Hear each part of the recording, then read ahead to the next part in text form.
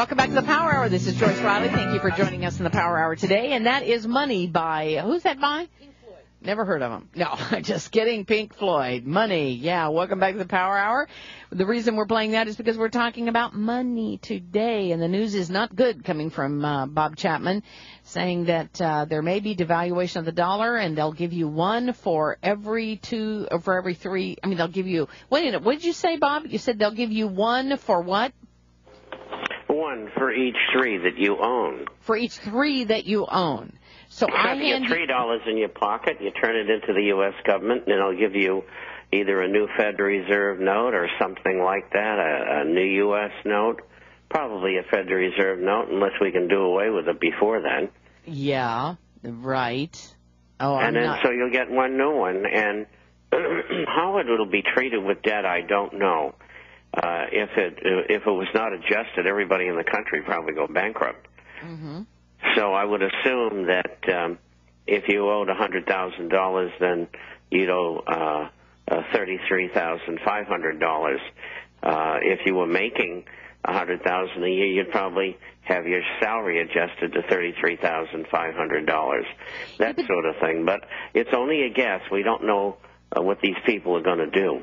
But they can't. And I don't think that's imminent. I think we're going to have an event in the dollar before the end of October where it goes back down and visits 71.18, and then the scare I told you about. But I think any dollar devaluation is probably a year and a half to 2.5 years away. But I do believe it's going to come, and I think the same thing is going to happen to the British pound, which is equally in trouble.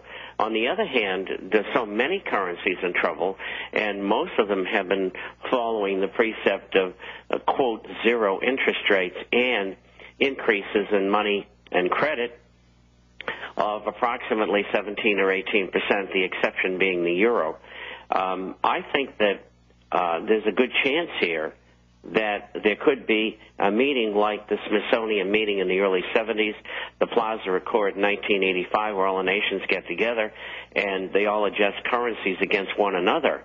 But that devaluation would still take place. And if they do that, they'll probably adjust debt as well. And so we're going to, over the next few years, we're going to see some very unusual events, things that have never happened in America in modern times. Well, I think so, but this country functions on debt. So, I mean, for them to get rid of the debt is going to get rid of really the fuel for the system. Well, I don't see it getting rid of debt.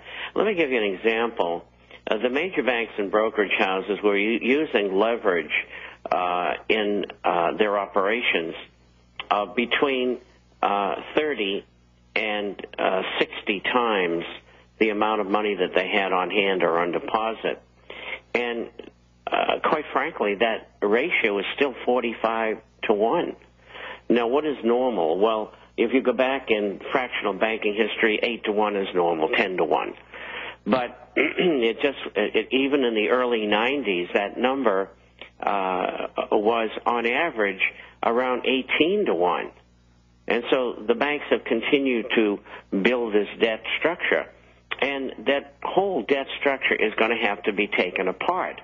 And thus far, banks and brokerage houses and insurance companies and pension plans have been doing that, but on a very slow, methodical basis. So there's a lot to be wrung out of the economy that we haven't seen yet.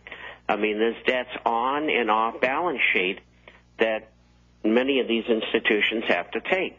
And the move by government, which is Paulson, breaking the arm of the FASB and getting them to change from mark to the market on securities, which is a real value, to mark to model, which is not the real value. It's the real value that they think it's worth on the balance sheet. And that has allowed banks in particular to be able to hold assets on the books for 80 cents on the dollar that are worth 30. I mean, this is like musical chairs. And, you know, all they're doing is trying to buy time. In the meantime, most all the money that's been created has been given to the banking system, the brokerage firms, the insurance, even GM and Chrysler. What has the public got?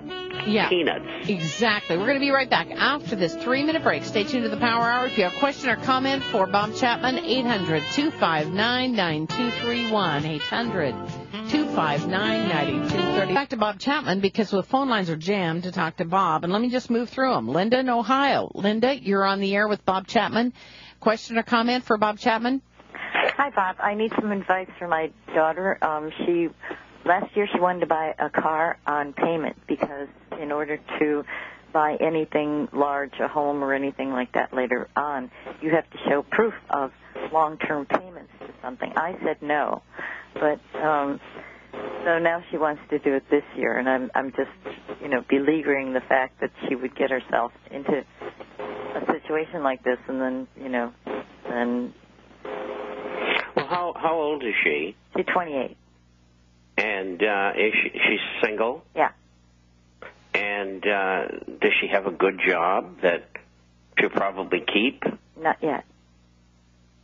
Well, then there's no consideration at all. She can't have a car unless she wants to go out and buy a car that's 8 or 10 years old. Right. She has a car, but what she wants to do is buy an item that would show on her credit report. I see. She wants to establish credit. Exactly. I think a better way to do that is to get a credit card and pay it off every month. That's what she has done. Her credit is good, but she said if you would want to buy something large, then they want to see. Linda, normally I'd say yes, but in this environment, no. Right. I agree. No, she was my daughter. And my kids are a little bit older than yours, but I say the same thing to them. I mean, my daughter just said to me, well, I need another van because, the kids, we got to do this, that, and the other thing. And then she started to rethink it and said, well, I'll get the air conditioning fixed and this evaporator and that blower or whatever it is. And, for a few $100s, she's got the same vehicle. It's got like $140,000 on it. It'll probably go $200,000, and she's making do with that. And that's what your daughter has to do in these unfriendly circumstances. And if she doesn't have a car, a job, how could she pay for it? Good point. Hey, thank you very much for the phone call, Linda. Let's go to Joe in Arkansas. Joe, you're on the air with Robert Chapman. Go ahead, please. Okay, thank you, Jess. I have a suspicion of what's going to happen with the California IOUs, and I want to see if Mr. Chapman thinks this is a realistic scenario. So what I think maybe will happen is that after all these people are stuck with all these California IOUs that they can't get anything for, some rich insiders like maybe George Soros, Bill Gates, guys like that, will put together a fund that they'll call a charitable fund, and they'll say, our hearts really go out to all these people that were stuck with these worthless IOUs. So out of the goodness of our hearts, we'll buy, so that it's not a total loss for those people, we'll give them maybe 15 cents on the dollar for them. And so they'll buy them up from those people for 15 cents on the dollar. And then Arnold Schwarzenegger will say, oh, good news. We've just found we had more money in the California budget than we thought, and so now we're going to be able to redeem our California IOUs for full face value. So anybody that's got them can turn them in for full face value. Do you think that's realistic? It's happened before. During the 1930s, as an example, in Arkansas, Stevens and Company, which was involved in the Iran-Contra affair, incidentally, they did just that, bought government chips knowing from the inside that they were going to be redeemed. Of course, the public didn't know that, and they bought everything they could for 10 or 20 cents on the dollar, and then, rolled them over into the government at full value later. And that possibility exists. If the legislature in California does not come to some conclusion on this thing by, I guess it's October the 17th or some date like that, then I believe that the state will go into bankruptcy. They've always lived in La La Land. I know I lived there for 36 years. And the attitude towards money has degenerated so badly, especially over the last 18 years. I mean, California was bankrupt in 1990, just nobody knew about it. And in 1994, I left the state for just that reason. because I knew it was coming. I mean, they got 10 million illegal aliens in the state. You know, they don't pay any taxes. They suck off the system, and it's financially inviable. And so I think there's a good chance California may go bankrupt. Okay, thank you very much for the phone call, Joe. That is interesting. I just can't imagine these people getting paid with IOUs.